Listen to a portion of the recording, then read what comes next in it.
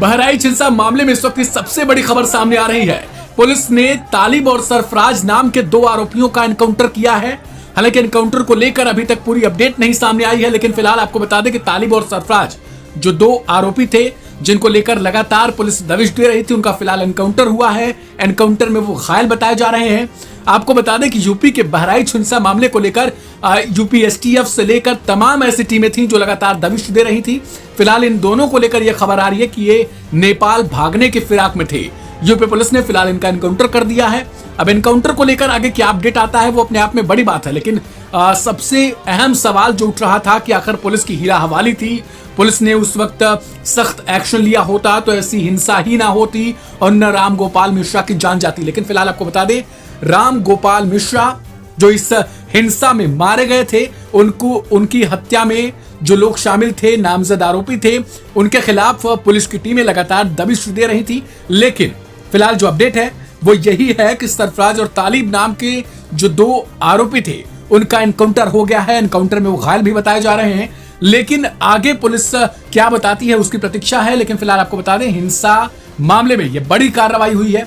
UP police ने दो आरोपी तालिब और सरफराज का एनकाउंटर किया है। इससे पहले आपको बता दें, कुछ समय पहले ही अभी अब्दुल हमीद जो हिंसा का मुख्य आरोपी बताया जा रहा था, हिंसा की मौत मामले में उसको मुख्य आरोपी के तौर पर पुलिस ने आरोपी बनाया था। आपको बता दें कि इससे पहले रुखसार नाम की एक युवती जो अपने आप को इस हिंसा में मारे गए राम गोपाल मिश्रा के मुख्य आरोपी अब्दुल हमीद की बेटी बता रही थी, उनका एक वीडियो सामने आया था। वीडियो में वो प्रधानमंत्री मोदी, मुख्यमंत्री योगी आदित्यनाथ से गुहार लगा रही थी कि उनके पिता और उनके दोनों भाई को यूपी एसटीएफ शाम को करीब 4 बजे के आसपास उठाकर ले गई है। इसके अलावा उनके हस्बैंड को भी उनके ससुराल से गिरफ्तार कर लिया गया है।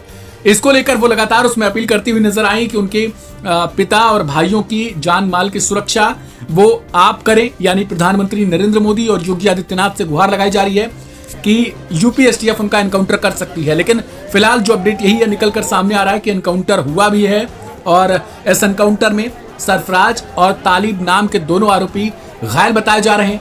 आपको बता दें, बहराइच हिंसा को लेकर लगातार कई तरीके से खबरें सामने आ रही थी। दोनों विंग्स की तरफ से, यानी राइट और लेफ्ट विंग्स की तरफ से तमाम सवाल और तमाम तरीके से जवाब भी प्रेजेंट किए जा रहे थे। लेकिन इस बीच ये बड़ी खबर, बड़ा अपडेट है कि फिलहाल तालिब और सरफराज नाम के जो दो आरोपी थे वो घायल हो चुके हैं। एनकाउंटर हुआ है। अब इस एनकाउंटर के बाद देखना दिलचस्प हो जाता है कि राजनीतिक जो कटाक्षेप है वो किस तरीके से किया जाता है, क्योंकि लगातार समाजवादी पार्टी सत्ताधारी बीजेपी पर सवाल खड़े कर रही थी कि आखिर अगर पुलिस व्यवस्था और सरकार सजग रहती तो ऐसी हिंसा ना होती। आपको बता दें कि राम गोपाल मिश्रा नाम के एक शख्स की इस हिंसा में मौत हुई है। थाना हरदी के क्षेत्रांतर्गत महाराजगंज में जो 13/10 को एक बहुत दुखद और दुर्दांत घटना हुई थी, जिसमें एक युवक को गोली मार के हत्या कर दी गई थी, उसी के क्रम में हमारी टीम ग्राउंड पे काम कर रही थी। सभी अभियुक्तों की हमें तलाश थी। तो आज 5 मुख्य अभियुक्त पुलिस के कब्जे में आ गए हैं, जिनमें से 2 अभियुक्त जो हैं, जिनका नाम है मोहम्मद तालीम उर्फ सबलू और मोहम्मद सरफराज उर्फ रिंकू। इनकी निशानदेही पे पुलिस की टीम्स मर्डर वेपन की रिकवरी के लिए गई थी, जो कि इन्होंने नेपाल बॉर्डर के समीप नानपारा क्षेत्र में छुपा कर रखी हुई थी। और वहां पर जब गई तो जो DBBL गन मर्डर में उपयुक्त यूज हुई थी, उसको लोडेड हालत में रखा गया था और एक और अवैध असला इनके द्वारा वहां पे छिपाया गया था और इनके द्वारा पुलिस पर फायरिंग की गई। आत्मरक्षा में की गई जवाबी फायरिंग में इन दोनों को भी गोली लगी है। ये घायल हुए हैं। इनको उपचार उपलब्ध पुलिस द्वारा करा दिया गया है।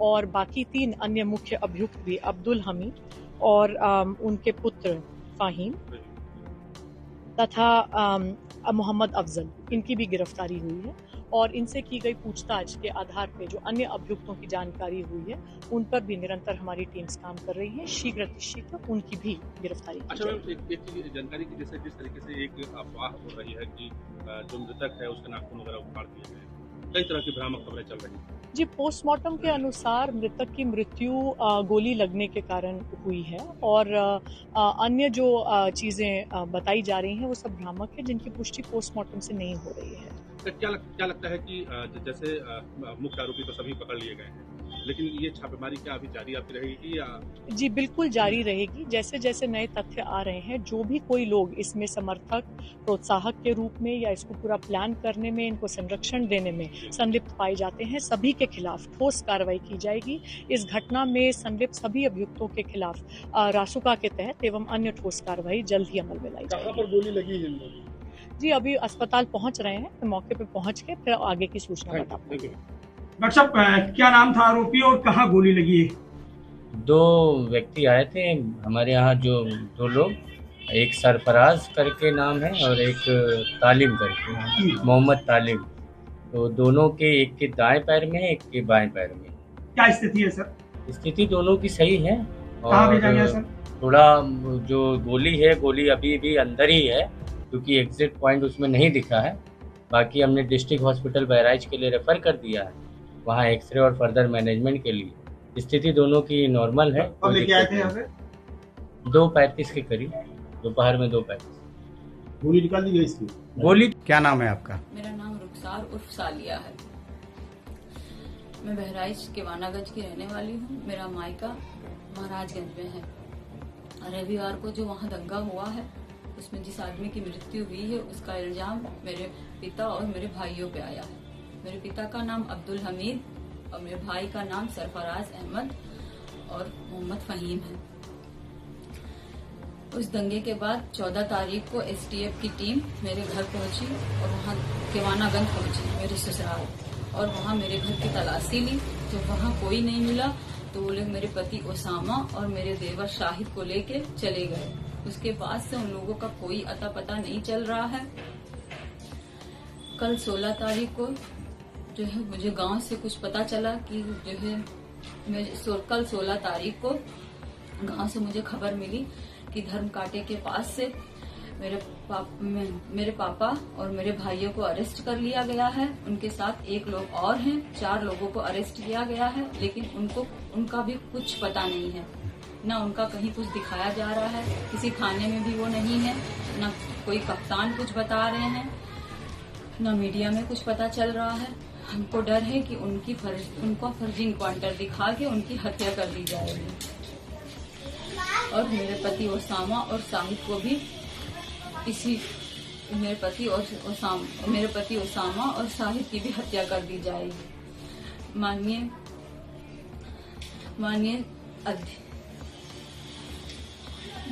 क्या निवेदन करना चाहेंगी आप?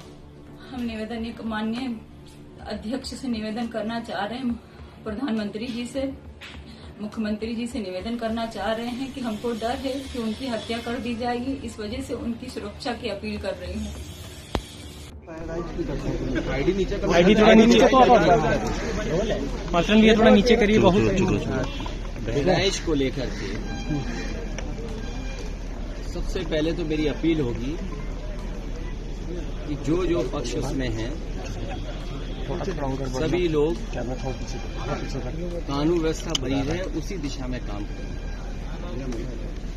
जो घटना हुई है वो दुखद है और किस कारण हुई है प्रशासन, शासन और हमारे प्रेस के साथी आप सब जानते हैं। सरकार को न्याय करना चाहिए। एक चौकी इंचार्ज या वहां पर मौके पे कोई और छोटा अधिकारी हट जाए, उससे कानून व्यवस्था नहीं संभलेगी। जिस समय ये प्रोसेशन निकलने का काम शुरू हुआ, कम से कम प्रशासन को इस बात का ध्यान रखना चाहिए था कि जो प्रोसेशन निकल रहा है उसका रूट क्या है, रूट पे पूरी सुरक्षा है कि नहीं है, पर्याप्त पुलिस है कि नहीं है, और उसके साथ साथ उन लाउड स्पीकर्स पे क्या बजाया जा रहा है। अगर ये बात मैं कहूं तो हो सकता है सरकार कुछ और बात कहे, लेकिन कम से कम प्रशासन को यह ध्यान रखना चाहिए था कि आखिरकार क्या बजा रहे हैं, क्या किसी को अपमानित कर रहे हैं। तो ये पूरी जिम्मेदारी शासन की सरकार की थी। महाराष्ट्र से लेकर उत्तर प्रदेश और छत्तीसगढ़ कानून व्यवस्था पूरी तरह से दम तोड़ चुकी है। ये जंगल राज नहीं तो और क्या है। लेकिन सबसे बड़ा सवाल यह है कि इस नफरत की आग को भड़का कौन रहा है और क्यों भड़का रहा है। सवाल यह भी है कि सांप्रदायिकता की बलिवेदी जो हमारे बच्चे चढ़ रहे हैं, जो कुर्बान हो रहे हैं, उनकी मौत का जिम्मेदार कौन है। क्या पुलिस और प्रशासन इतना निकम्मा, इतना नपुंसक हो चुका है कि उनकी नाक के नीचे हत्या और हिंसा भड़काई जा रही है और वो हाथ पर हाथ धरे बैठे, या असल में पुलिस और प्रशासन सत्ताधीशों के निर्देश पर इसको अपनी स्वीकृति दे रहे हैं। मीडिया का तो खैर क्या ही कहना। महाराष्ट्र से लेकर उत्तर प्रदेश और छत्तीसगढ़ तक आपको एक शब्द सुनाई नहीं देगा और वो शब्द है जंगल राज। किसी भी टीवी स्क्रीन पर आपको योगी आदित्यनाथ, एकनाथ शिंदे या विष्णुदेव साय की कोई तस्वीर दिखाई नहीं देगी। इस्तीफा मांगना तो बहुत दूर की बात है।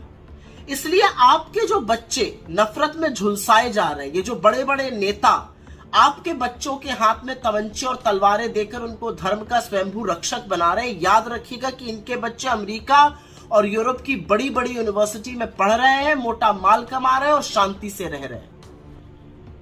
तो ऐसा कौन है जो चाहता है कि जलती हुई बस्तियों पर उसकी नफरत की रोटी सिकती रहे? आखिर कब तक सांप्रदायिकता की आग में निर्दोष लोगों के घर झुलसकर स्वाहा होते जाएंगे? आखिर कौन है जो इस देश के बेबस बेरोजगारों को ड्रग्स के नशे में झोंककर उनके हाथ में अवैध असलहे देकर उनको अराजक बना रहा है? और इसका ताजा उदाहरण अभी महाराष्ट्र से आ रहा है, जहां पर महज 50,000 रुपए के लिए बाबा सिद्दीकी की गरीब लड़कों द्वारा हत्या कराई जाती है और उनका पूरा जीवन इसके बाद बर्बाद हो गया। तो नफरत के इस खेल को समझिए, एकजुट होइए, इसको हराइए। अगर नहीं हराइएगा तो बहुत देर हो जाएगी, क्योंकि ये आपके बच्चों के भविष्य के बारे में है। उनके बच्चे बहुत सुरक्षित हैं, बहुत समृद्ध हैं और बहुत ठिकाने से लगे हुए हैं।